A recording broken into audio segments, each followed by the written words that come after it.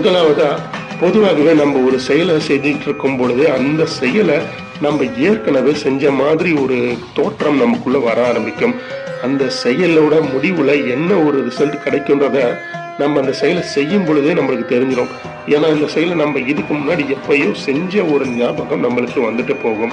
அது சப்கான்ஷியஸ் மைண்ட்ல ரொம்ப தெளிவா நம்மளுக்கு தெரிய ஆரம்பிக்கும். இது மாதிரியான அறிகுறி நமக்கு தெரிய ஆரம்பிச்சுட்டாலே, நமக்கு பார்த்தீங்கன்னா நேர்மறையான ஆற்றல் அதிகமா இருக்குன்ற அர்த்தம். இப்படி நேர்மறையான ஆற்றல் அதிகமா இருக்கிற பட்சத்துல, தெய்வத்தோட சக்தி, தெய்வத்தோட அருள் நமக்கு முழுமையா இருக்குன்ட்டு அர்த்தம்ங்க. இது மாதிரிப்பட்ட நபர்களுக்கு வாழ்க்கையில நிறைய இடைஞ்சல்கள் வந்துகிட்டே இருக்கும். அவங்கள எந்த ஒரு செயலையும் செய்ய விடாது. ஏன்னா, எப்ப பார்த்தாலும் ஏதாவது ஒரு விஷயம் நம்ம செஞ்சா, அது ஏற்கனவே நம்மளுக்கு செஞ்ச மாதிரி ஒரு விஷயமா தோணும். இதனால மனம் ரொம்பவும் குழப்பமடைய தோணும். இப்படிதான் இது நம்ம எந்த ஒரு விஷயம் செஞ்சாலும், அது ஏற்கனவே நடந்த மாரியே நம்மளுக்கு